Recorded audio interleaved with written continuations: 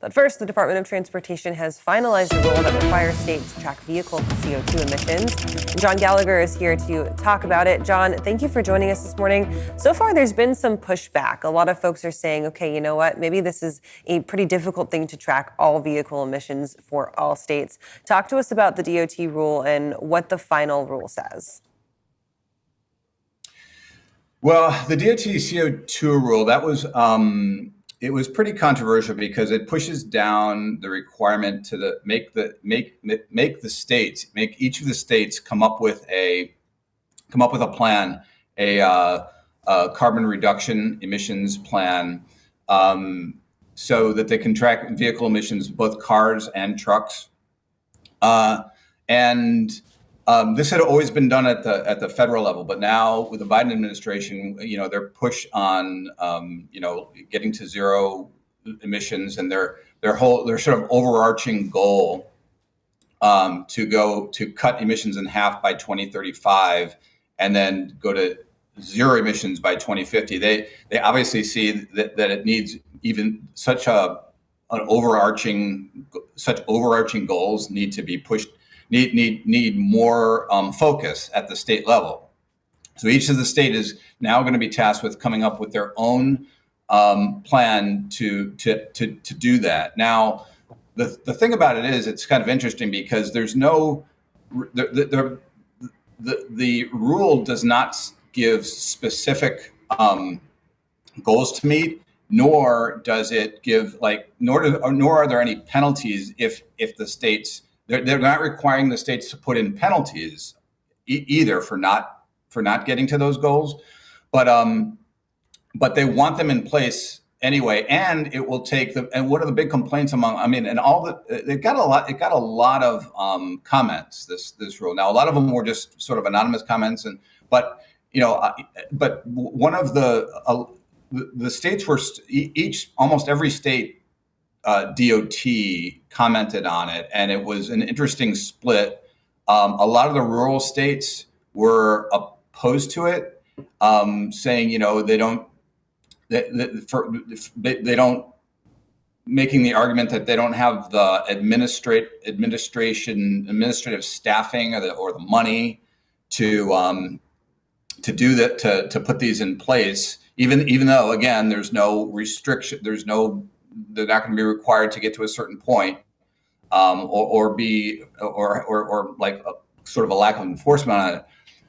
But there are other states that said, they were in favor of it. But again, what was interesting was that they all said there's not enough money for them to do this from an administration standpoint. So there's a lot of, and obviously it got a lot of support from environmental groups. They're all on board with it. The Biden administration sort of tried to get that argument, get in front of that argument by saying, well, we have all these, we put the Inflation Reduction Act in place and the bipartisan infrastructure law in place that gives this tremendous funding to these different environmental programs from EPA and from DOT. So this is going to help you. That was sort of to kind of short circuit the argument that they won't have money to do it, because here's this list of all these programs. So now it will. I'm not sure where we'll go from here. They already tried to Congress. The Republican lawmakers in Congress have been kind of pushing back on this for the last year, as this rule has been in the proposal stage. I think they were trying to get actually in the funding the. Supplemental funding bill for the government. They were trying to get a stipulation put in there that no money for this state DOT emissions reduction program, but that didn't happen. Although I guess that could still happen because they're still fighting for funding. So we'll sort of see where that goes, Kaylee, if it actually goes into place. So and I think also the deadlines for this are staggered a bit. I think it's from 2024 to 2026, I believe.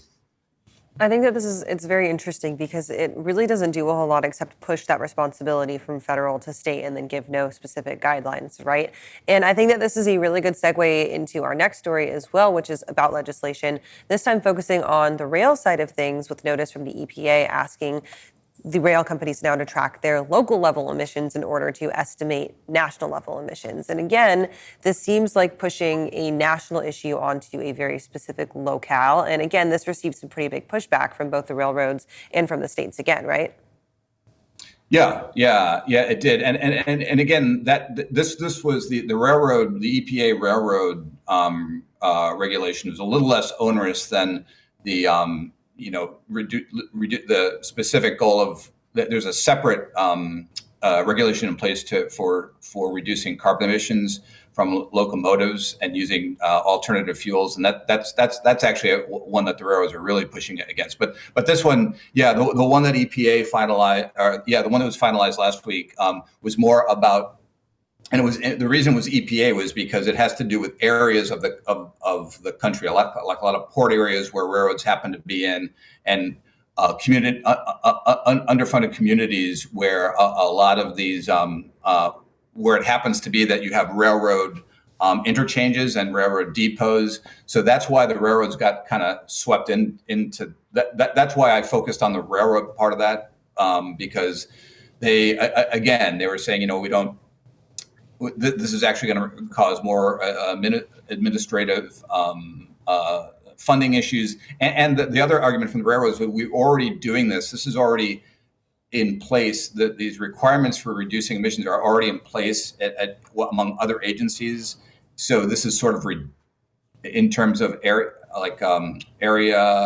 emissions reduction requirements.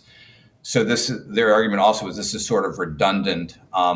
So again, we'll see that will probably go through as it is, since it's a little less onerous than what is going to be than what the states were complaining about in terms of getting the right funding in place to put in place all those state emissions reduction plans. So, John, we've got about a minute left. So really quickly, does the fate of both of these rule proposals now lie with Congress, or does it lie with the specific chambers who are passing it to get these through? Yeah, no, it's the fate of it is going to go through, and like I said, there could be pushback from Congress if they were able to get some stipulations put in the funding bills to kind of reverse them. But the fate of these are these were final rules. So at least the first one was a final rule, these will probably go through as it is again, unless there's pushback in Congress to kind of keep money away from funding these things. All right, John. Well, thank you for bringing us updates on this. We'll look forward to seeing how they progress or don't progress throughout the areas there. Thanks for joining us, and we'll talk to you soon.